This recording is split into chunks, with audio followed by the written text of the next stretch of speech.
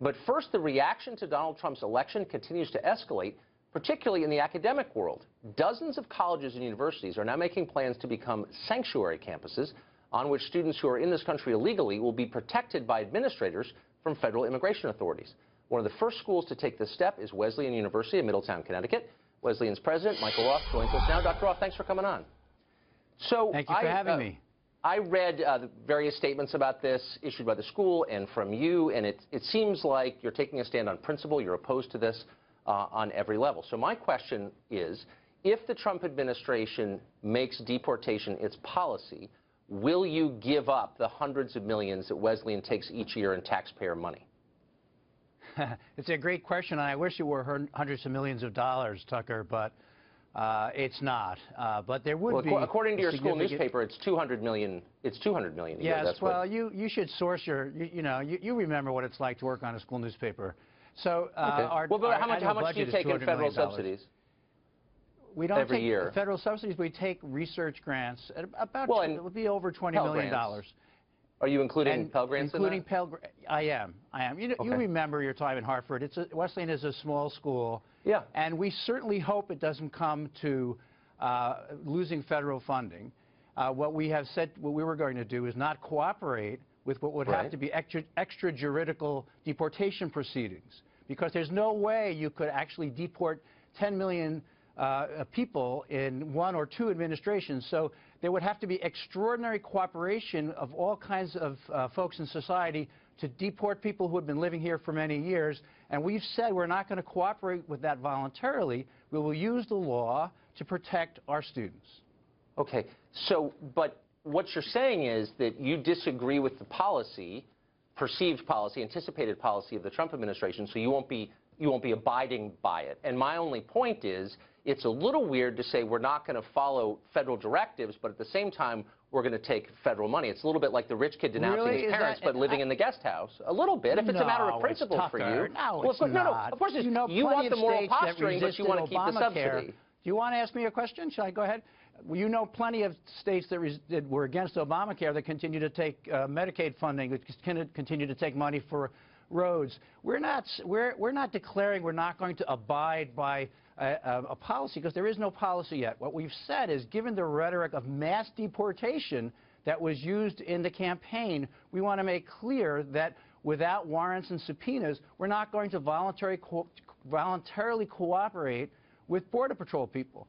And that's within our rights, as we don't have to actually bow down before the federal government, as you and your listeners have always said, right? You don't want to have I'm suggesting now that you're in charge doesn't mean you can do what you want.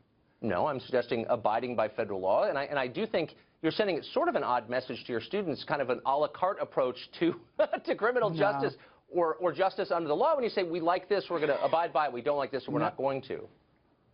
It's a really important point, and that is my biggest hesitation for taking the stand we took, was exactly that. We're not taking an a la carte approach to the law. What we are saying is that if we are asked to cooperate with the releasing information about our students who've been living in this country for a decade or 15 years, we're not going to do that without legal exigencies provided by Border Patrol officials. There is no way you could deport 10 million people legally through the court system within the next 10 years. But you keep pointing that. I'm actually not talking about 10 million. I'm talking about Wesleyan. Right. Okay, so here I want to quote you now. You're saying these are small steps, to be sure, I'm quoting you, in the face of a very frightening wave of threats to roll back the civil rights gains made in recent decades.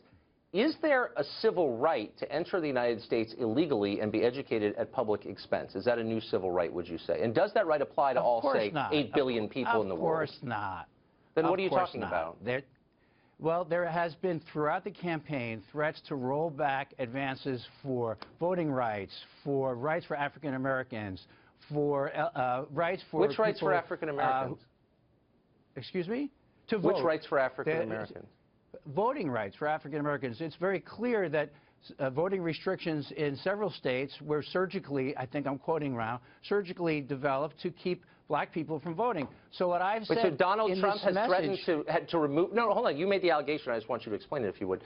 You're saying that Donald Trump said that he will, if elected president, reduce the voting rights for black Americans? I mean, that didn't happen. As you quoted me, what I've said is that there is a great threat to roll back civil rights gains of recent decades. And you can see that, that in the rhetoric of the campaign, and what we have said is that we will not cooperate unless forced to through warrants and subpoenas with federal efforts to but with respect, mass Doctor, hold on, you just made a specific allegation, and I think it's fair to ask you to back it up. You said that that rhetoric during the campaign, presumably from the Trump campaign, included abridging the voting rights of African Americans, specifically African Americans. And I'm just asking you to cite that. What are you talking about? So in Texas and North Carolina, there have been real efforts to roll back the voting rights legislation of recent decades and to keep people from the polls. And whether that means restricting early voting, whether that means making it harder for people to get to the polls, having fewer polling stations. I'm also referring to the very explicit efforts race to roll back. I mean, look, people respect you as a scholar and a university president, and you're throwing around a lot of intemperate rhetoric that you can't back up. I mean, there was no specific effort. I don't know what I don't know what you're talking about, and I think it's unhelpful to make that allegation. But let me just say, finally, you said here, and I'm quoting, "Now, like so many around the country, I find myself wondering whether I should have done more to prevent the election of Donald Trump." And I'm wondering what you mean. What could you, as the president of a liberal arts college or university in Connecticut, have done to prevent the election of Donald Trump? What I could have done was to ensure that students at Wesleyan who were on the right or the left turned their attention more to national politics. I do think that what I was getting at in that op-ed was that I feel that many of our students on college campuses are being more political now after the election than they were before, that they didn't engage in the political system.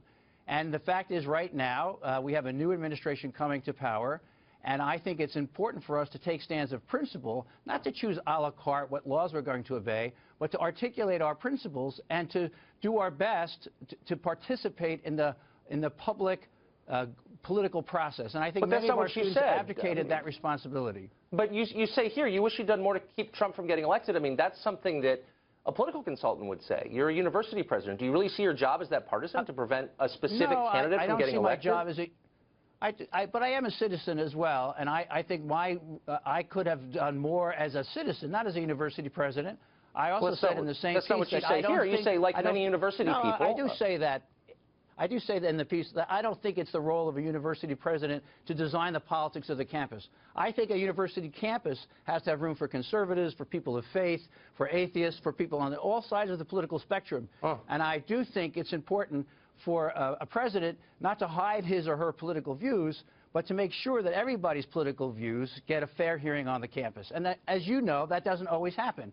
And I do think it's really important and I'm quoting now, and you say this as the university president, you wish more people would, quote, condemn his campaign of hate-filled demagoguery. That doesn't sound like someone who is allowing room for alternate points of view at all.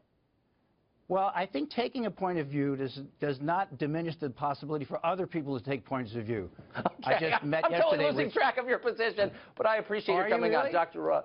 Yeah, I am, actually, because you sound like Thank you for making room for other points of view, too. Well, I am. That's why I wanted you to come on. I'm glad that you did. That's why I thanked you. That's why I thanked you. Thanks, Doctor. Great to see you.